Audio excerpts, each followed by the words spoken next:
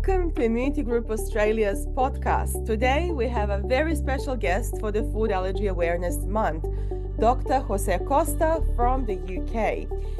Dr. Costa is a pediatric allergist and globally known for raising food allergy awareness. Dr. Costa, welcome to our podcast. Thank you, and thank you for the invitation. Thank you for being with us in Australia. Our podcast is listened in more than 33 countries, so I hope that your wisdom enlightens audiences all around the world. I hope I can help. Dr. Costa, how did you get involved in the allergy space? What prompted you as a doctor to work in this space in the first place? Uh, Interesting question. A lot of people ask me if that started because my son has multiple allergies.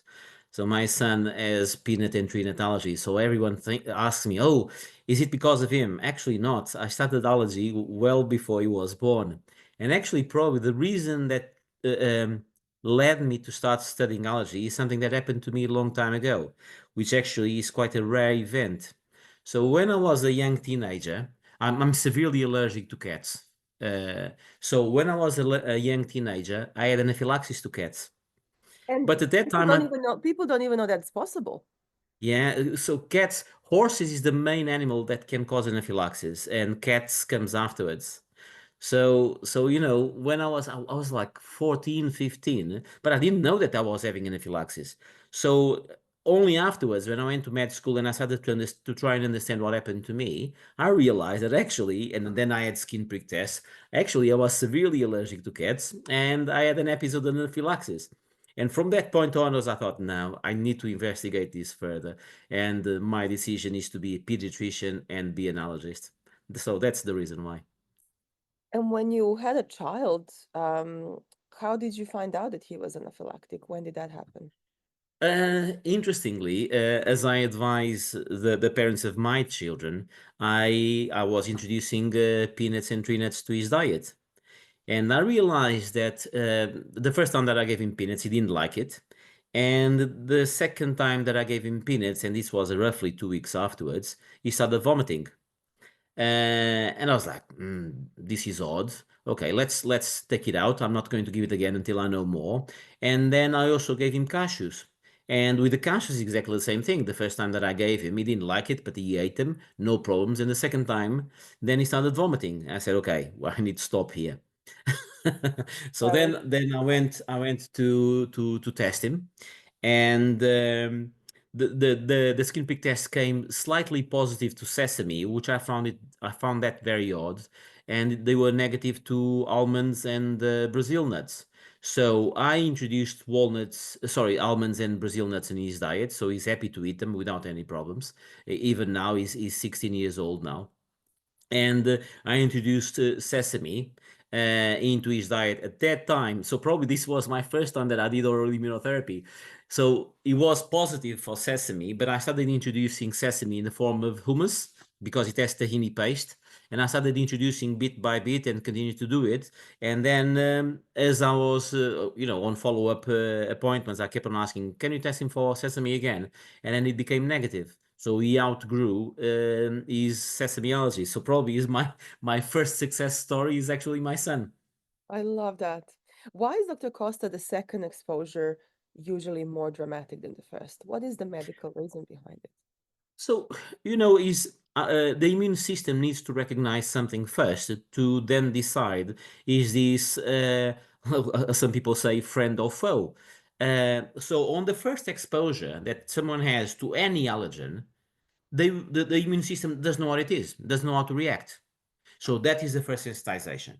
So then normally, and sometimes it's not on the second time that they will have reactions. Actually, most of my patients is either on the third or fourth exposure, then the immune system is going to react. Because sometimes the second exposure, there might be a reaction, but it is so minimal that we don't pay attention.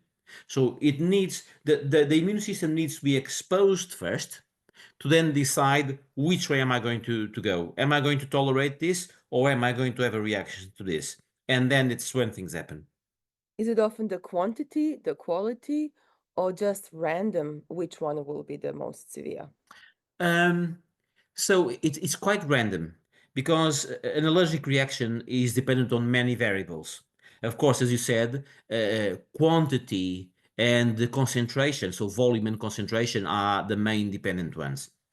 But we know, and this was a study that was done in Cambridge a few years ago, we know that there are certain conditions that will decrease the threshold at which someone will react. So, and that level of tolerance can be pushed down for simple things as any illness, viral, bacterial illness, will bring that threshold down. If someone has not slept very well, that will bring the threshold down. And this, I'm talking about mainly children and toddlers. As they grow up, we know that physical exercise will also bring the threshold down, at least in a window of around 2 hours after the physical exercise is done. Of course, then as adults, we create habits that sometimes are not the healthiest or the safest. So drinking alcohol, taking drugs, for instance, will also bring that threshold down. So as you can imagine, to say how much will trigger a reaction on a particular person is impossible because everyone is different. This reminds me of one of our previous podcasts with Dr. Bejan from Canada, who had an adult following immunotherapy to milk who wanted to test pizza with a beer. So he food challenged pizza with a beer. And then a couple of months later, he came back and said, oh, can I challenge 2 beers with a pizza?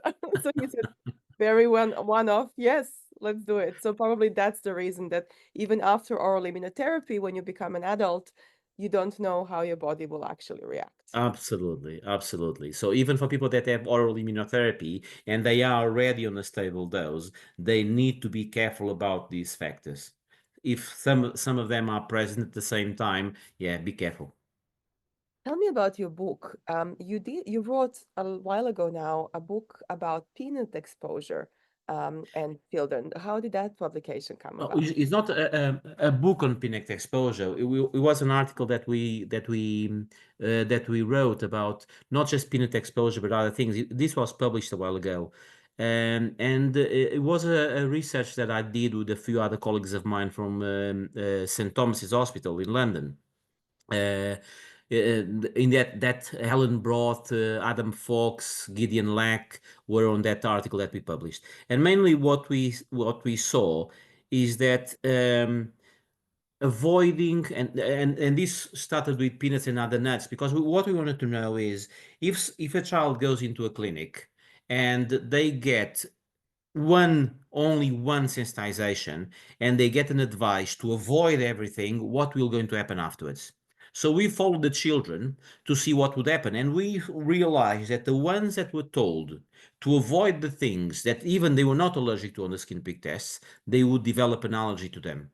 And the ratio at which they would develop an allergy to them was far higher than the ones that were told them to have the other nuts that you're not allergic to.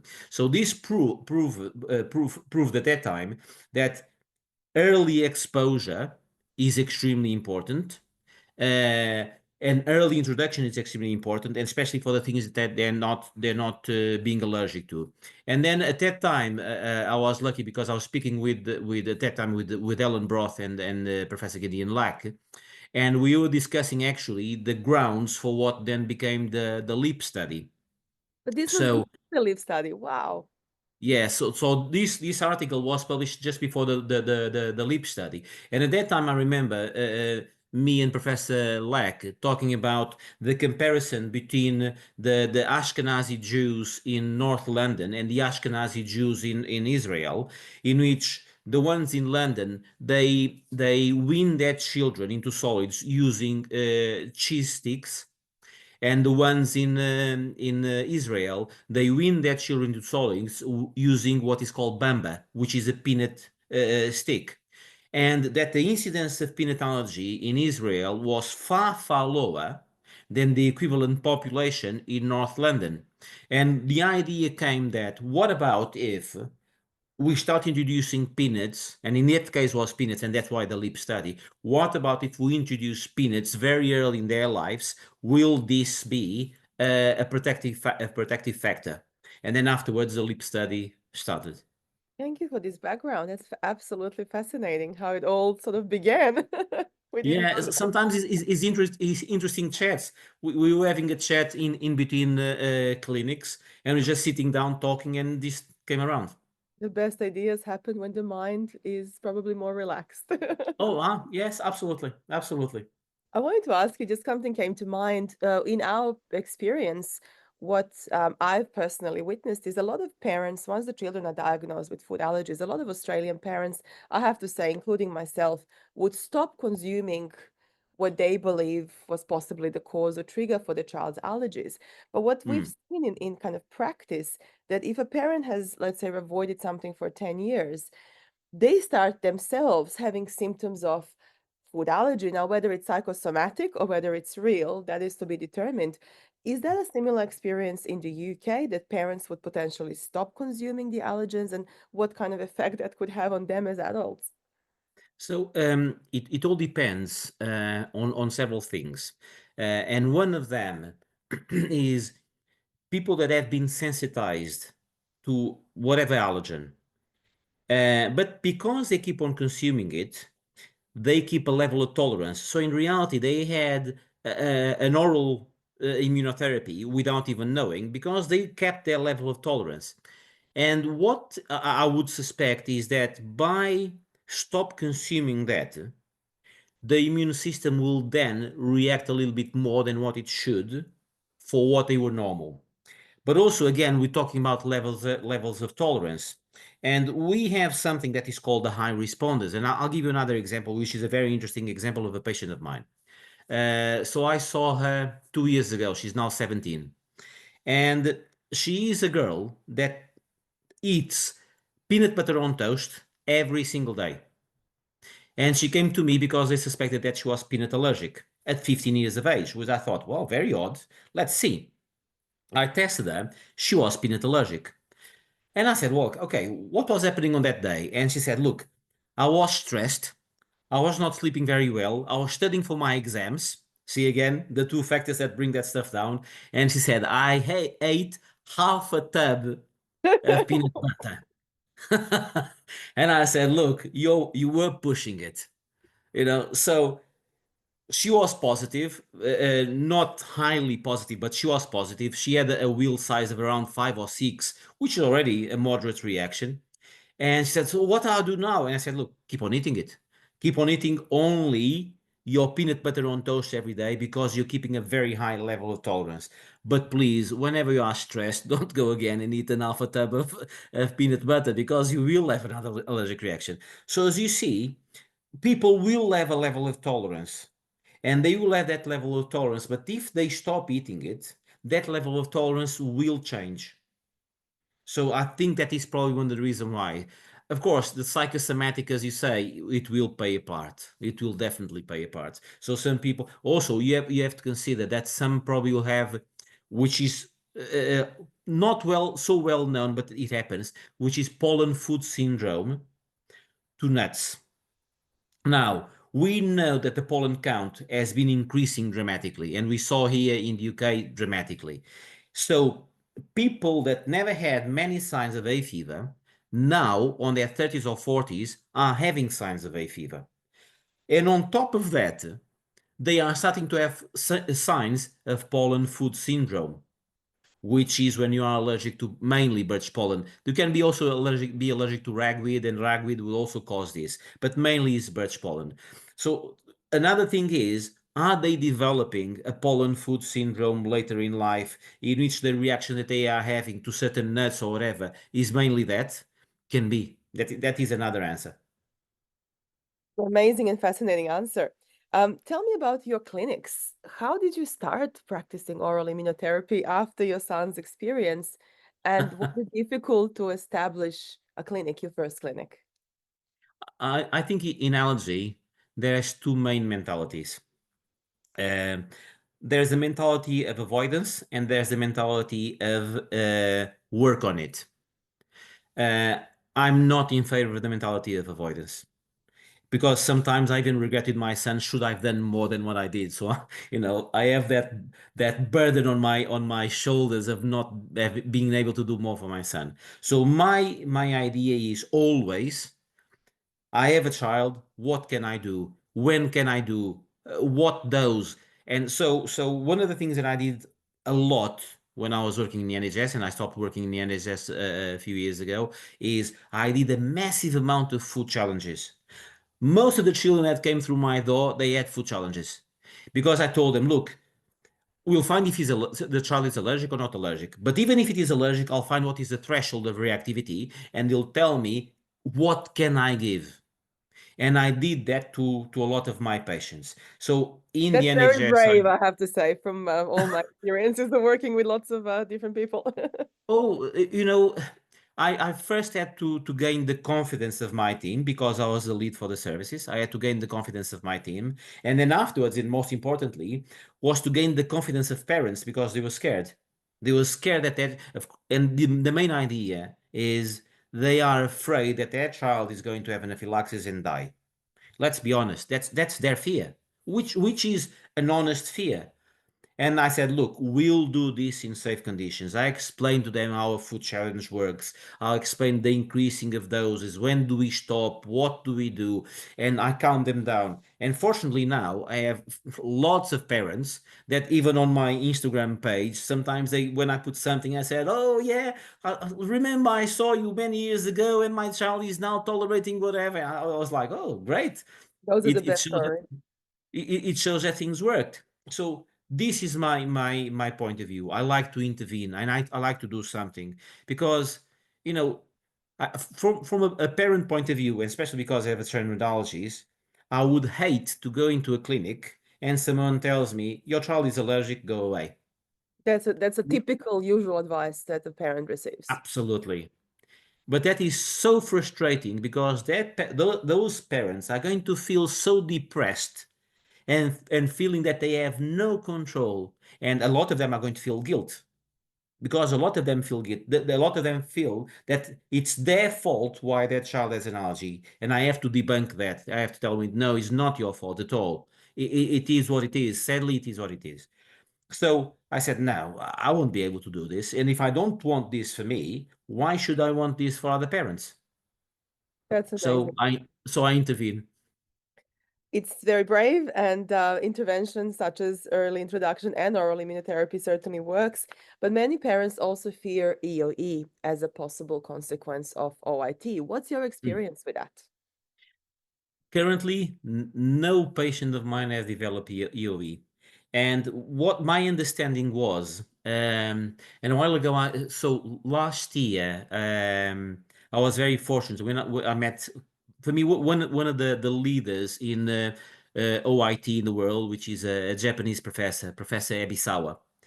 And I had the pleasure of talking to him, to Professor Ebisawa, at the World Allergy Congress in Lisbon.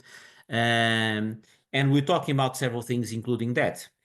And his idea, and so far, probably a lot of the research points to that, is you have two types of oral immunotherapy. You have the high dose oral immunotherapy, and you have the low dose oral immunotherapy.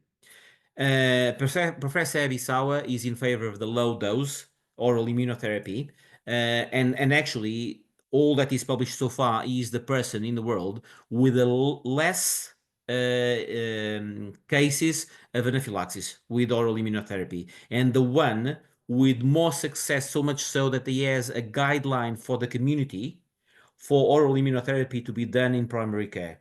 It's amazing and it works. So my feel and what I read so far is probably associated with higher doses of oral immunotherapy, because then what you're going to find, that EOE that you're talking about, what I could consider is it, instead of being simple eosinophilic esophagitis, is it an allergic esophagitis? Because on allergy, the main cell that is involved is eosinophils. So is this eosinophilic esophagitis or is it an allergic esophagitis, because you're going to start to have a reaction on the esophagus? So that is the main thing. And so if by exposure of a low dose you have less probability of reacting, and with higher dose you have a higher probability of reacting, is this linked? That is my thought. That's a very good diagnostic question. And when talking to a lot of parents from Australia and New Zealand and countries which don't have OIT as the standard of care. I mean, there are pockets, but not really well established or well researched locally field. Often they ask me, why is this not available in my country? When you work with so many specialists of all around the world, what would you say to those parents? That is probably the same that happens. I'll give you I can translate the example of what you're saying into the UK, because then the question would be, okay, so why is it in the UK that only one or two centers do it and the other ones don't?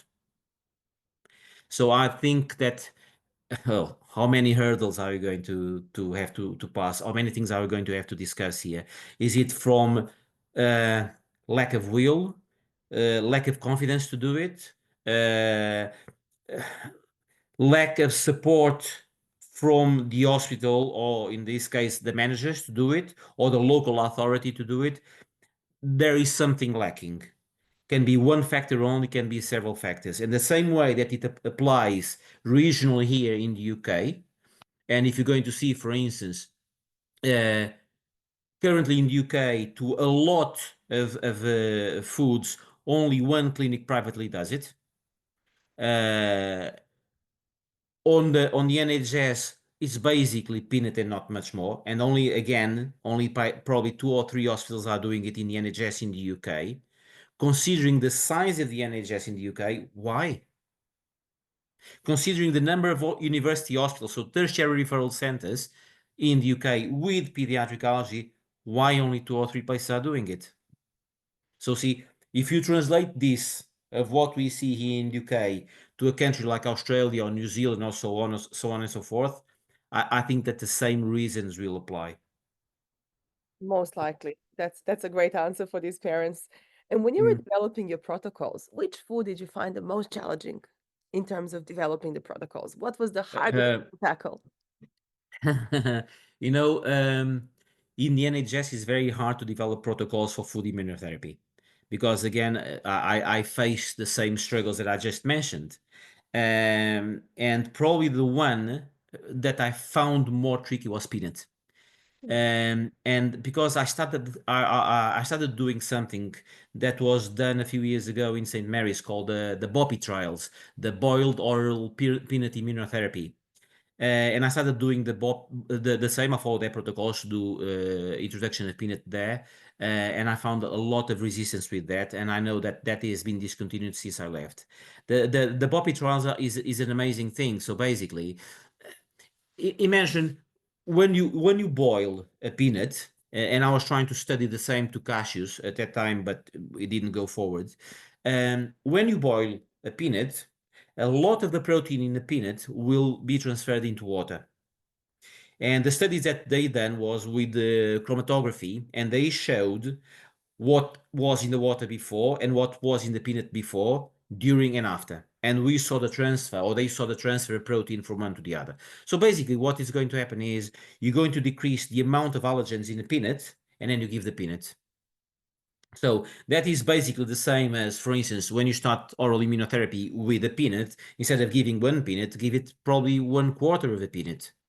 So it is the amount of allergen that it is there. So that when I started to try to establish this, and then I wanted to create further protocols so we can do more investigation, research, and all that. And again, going to cashews, I found a lot of resistance to that, mainly because people are afraid of the consequences.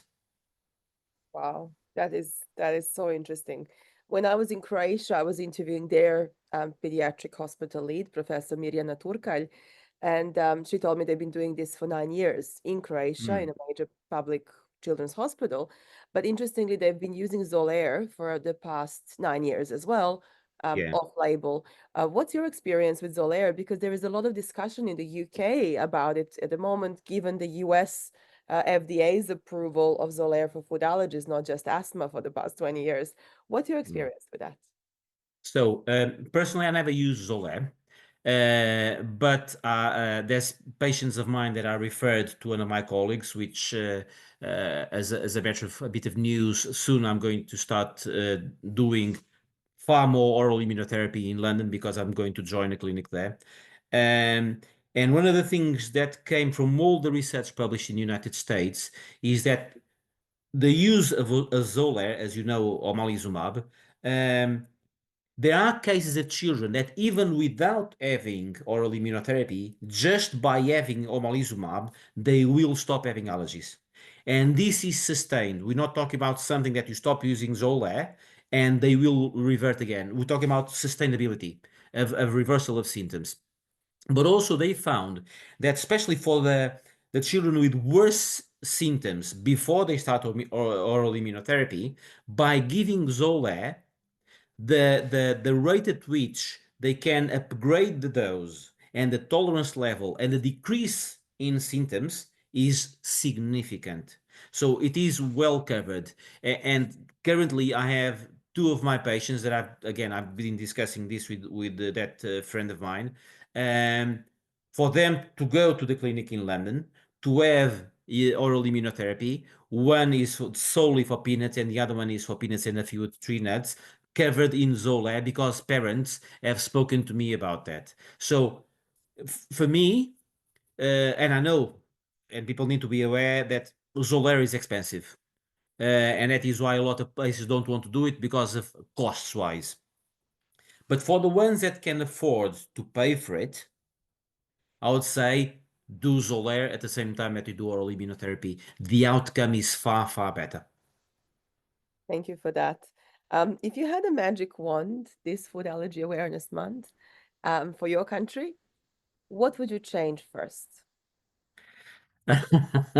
Look, I'm probably going to be a little bit debatable what I'm going to say, because one of my main interests in allergy is airborne allergies.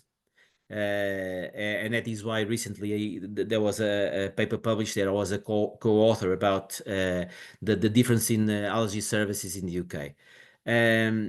You know, I think that I would advise, if I could, I would change immunotherapy for airborne allergens. And the main reason why I say this is that, and Southampton did a study that was published 2 or 3 years ago, in which they gave house dust mite immunotherapy for children at around 1.5 years of age. And the main point that they wanted to focus was the decrease in asthma and the decrease in eczema. But they also was trying to find out, by any chance, is there the decrease of any other allergies? And they found that by doing house dust mite immunotherapy, you decrease the incidence of food allergies. That's incredible. And we know also that if you do that with tree pollens and grass pollens, the same will happen. So for me, and considering that in the UK you have around 50% of the population suffering with hay fever, so in a population of around 60 million, we have 30 million sufferers, I would kill several birds with one stone. One with children, and I would prevent the development of allergies and asthma, food allergies, asthma, eczema, by a significant deal. But also I would increase the quality of life, which I already do on my patients that have immunotherapy with me. I would increase their quality of life when they are teenagers or on their 20s, 30s, or so on. So by doing that, we will need to start somewhere, and just with that, I would decrease the incidence of food allergies. I could, because I think as a doctor, our main thing is the first rule of medicine is prevention. And by doing this, I would prevent things from happening. So probably that is the first thing that I would do. I love that. Thank you very much for all your You're very thoughts welcome. and amazing ideas. And we hope that you will get a magic wand one day and that this will be a reality. I hope so too. I hope so too. Thank you very much. See you Thank again. you. See you.